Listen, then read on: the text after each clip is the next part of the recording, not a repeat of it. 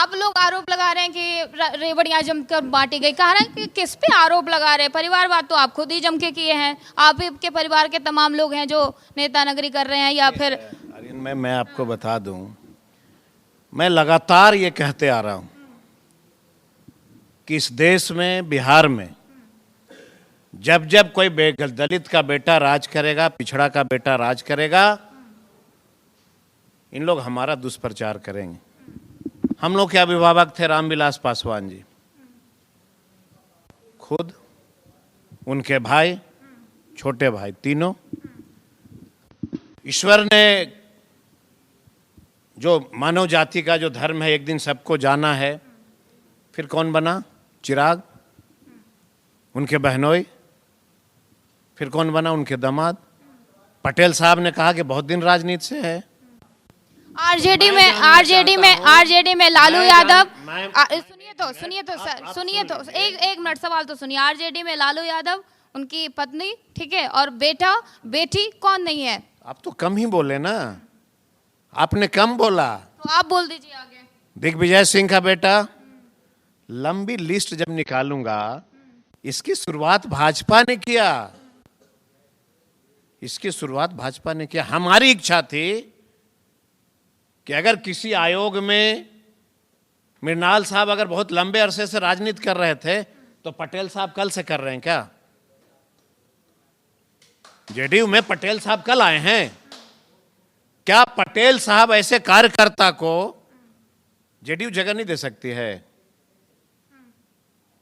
क्या? लोजपा में तपेश्वर पासवान अपने जूता चप्पल घस दिया क्या? चिराग जी मृणाल से पहले तपेश्वर पासवान थे कि पहले मृणाल थे? पार्टी को खड़ा किया तपेश्वर पासवान ने, तो एससी एसटी आयोग में उनको भेजना चाहिए था, क्यों भेज दिया उनको? मेरा ये कहना है कि हमको, हमारे ऊपर आप आरोप लगाते हो कि हम परिवारवाद करते हैं। आप करो तो बहुत अच्छा, और हम अगर करें तो बहुत खराब। हमको आप किस किस चीज में पीछे रखेंगे? एजुकेशन हमें देते नहीं,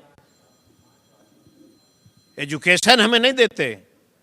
17 साल आपका सरकार चल रहा है, 60% मात्र हमारे बच्चे शिक्षित हो पाए हैं। अपर कास्ट में आप काउंटिंग कराओ, कितने बच्चे उनके शिक्षित हुए? किन के नौकरियां हैं उनके घर में? जातीय जनगणना मैंने देखा है बिहार से अपनी आंखों से, 99% ऊंची जाति के लोग साक्षर हैं। जिस जातीय जनगणना की आप बात कर रहे हैं, आप गठबंधन में थे तभी हुई है जातीय जनगणना। कांग्रेस लगातार उसी पे उंगली उठा रही, कह रही वो नहीं, तेलंगाना। राहुल गांधी लगातार कह रहे हैं कि सुनिए, राहुल गांधी लगातार कह रहे हैं कि अगर देश में जातीय जनगणना कराई जाए तो वो तेलंगाना के हिसाब से बिहार का क्यों नहीं नाम लिया जा रहा, यानी कि बिहार में सही नहीं हुई है। और राहुल गांधी ने क्या कहा, आपने नहीं सुना? यही कहा ना, राहुल गांधी ने कहा कि 21वीं सदी में भारत में दलित और पिछड़ों का राज होगा, इसलिए जातीय जनगणना कराना होगा। ये भी तो सुना करो आप। तो मानते हैं ना कि बिहार की जातीय जनगणना सही नहीं हुई है, मानते हैं आप? तेलंगाना बिहार को काउंट कर रहे हो। राहुल गांधी ने कहा कि 21वीं सदी में इस देश में अगर कोई राज करेगा तो दलित का बेटा नहीं तो पिछड़ा का बेटा राज करेगा। इसलिए राहुल गांधी का डिमांड है कि जातीय जनगणना कराओ, कराना पड़ेगा। जिसकी जितनी हिस्से भागीदारी, उसकी उतनी हिस्सेदारी। विकास पे नाकाम होके जातीय पे काम। विकास के सुन लीजिए आप, विकास का भी सुन लीजिए आप। बोलिए जल्दी बोलिए। पहले ये बता दें विकास पे, तो फैम उनका जवाब दे दें। आपने मखाना का भी चर्चा छेड़ दिया था, तो मैं अगर 2 लाइन में कह दूं मखाने पे। आपने कहा कि स्पेशल पैकेज प्रधानमंत्री ने दिया। हम प्रधानमंत्री से जानना चाहते हैं, दरभंगा में मखाना रिसर्च सेंटर था, केंद्र सरकार उसको पैसा देना था, वह मखाना रिसर्च सेंटर 3 व्यक्ति से चल रहा है। 200 से 250 स्टाफ की जरूरत थी 3 व्यक्ति से। क्या करते हैं ये? लोगों को भ्रम फैलाते हैं। आपने मखाना में अगर स्पेशल पैकेज दिया तो 16,000 रुपए क्विंटल का मखाना 5,000 रुपये क्विंटल किसान क्यों बेचता है? ठीक है, जवाब दीजिए सर।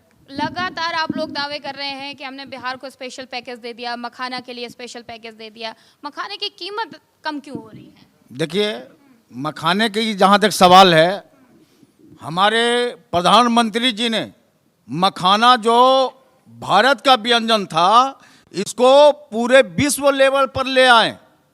और कांग्रेस पार्टी, भाई जी ने अभी कहा बटोगे तो कटोगे, ये बीजेपी का फार्मूला है।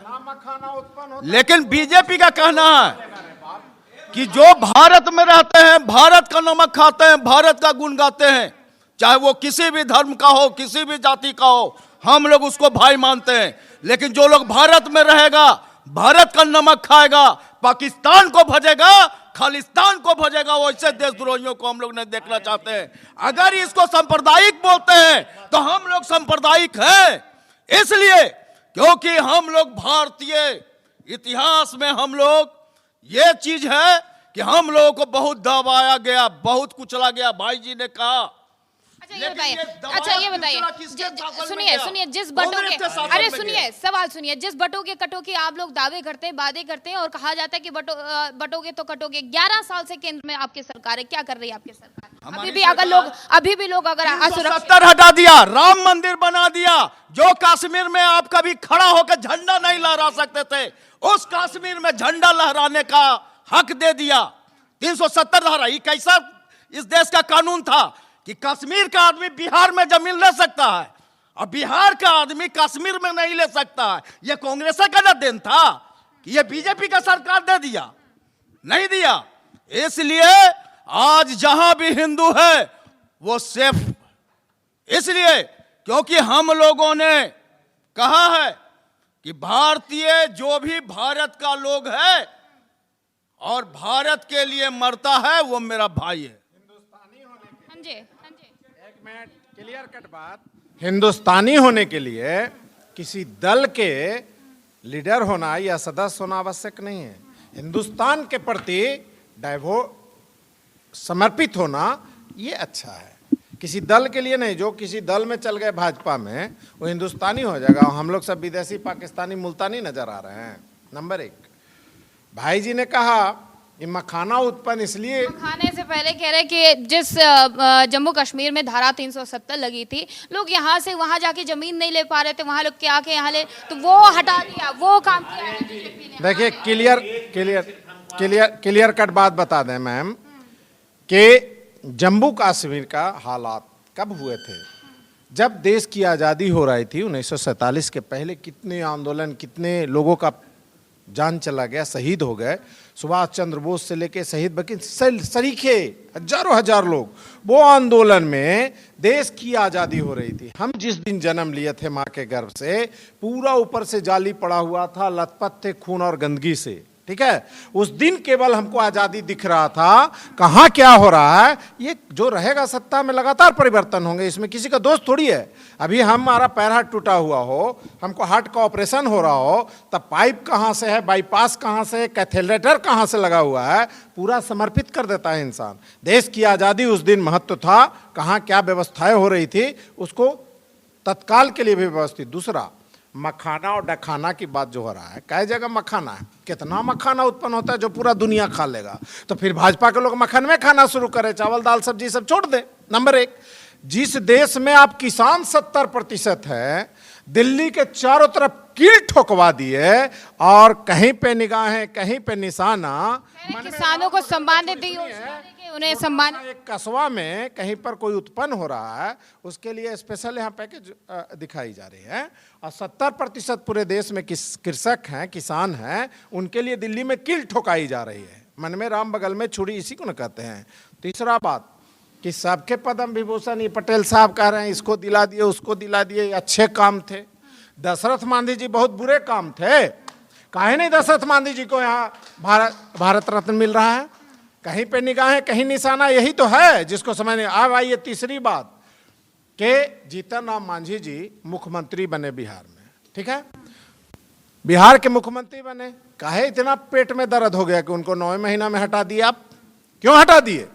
दिखता है कि आप उसको केवल दिखावा के लिए इस्तेमाल कर रहे हैं। चौथा महत्व कहने का क्या मतलब है कि जिनको आयोग में अभी रखा गया है वो सिर्फ चुनाव तक रखा गया है या फिर दिखावे के लिए, जीतने के लिए? देखिए, सत्ता बनना महागठबंधन के तय है और ये सब नोटिफिकेशन कुछ ही दिन के अंदर रद्द हो जाएगा। आप देखिए इसमें क्या हुआ है। अशोक चौधरी जी चौधरी परिवार से आते हैं, कांग्रेस के प्रदेश अध्यक्ष थे। देखिए, टीका टिप्पणी राजनीति करना अलग चीज, फैक्ट बात जो हम बता रहे हैं। उनकी पुत्री को सबको अधिकार है, वो एमपी हो गए। उनके दामाद अब यहाँ खाली थे तो उनके दामाद भी हो गए मेंबर। अब वो कह रहे हैं कि आरएसएस कोटा से हैं। अब कोटा चलता है राष्ट्रीय स्वयंसेवक संघ का, ये तो हम पहली बार सुने। हम लोग तो इतने जानते हैं कि राष्ट्रीय स्वयंसेवक संघ है, अभी कोटा में कोटा है। दूसरा ये माझी जी के भी दामाद हो गए।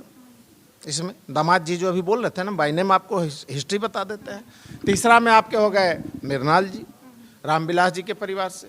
आप बताइए कि उन लोग बने हैं चौधरी के सेवा करने के लिए, नेता बनल है ना चौधरी समाज का। पासवान समाज के बने हुए हैं चिराग जी, माझी समाज के बने हुए हैं जीतन राम मांझी जी। तब माझी समाज के मतलब हुआ मांझी जी, बेटा, दामाद, पुतो, समधिन है। और पासवान जी के मतलब हुआ रामविलास जी, उनके भाई मरहूम हो गए स्वर्गीय रामचंद्र बाबू, प्रिंस जी, पारस जी, और उसके बाद जो है चिराग जी, फिर मृणाल जी, फिर भारती जी। सुनिए ध्यान से मैडम। तीसरा क्या है कि जो है सो दलित समाज में कोई भी नेता बना हुआ अपने जातीय समीकरण के आधार पर, तो पूरे समाज के लिए, जाति के लिए, तो हर कोटवा का आरक्षण तो अपने यहाँ रख ले रहा है। तो आरक्षण देने से और सीट रिजर्व करने से आम लोगों को, उनके जाति को फायदा कहाँ हो रहा है? तो परिवार को फायदा हो रहा है। जवाब ले लेते हैं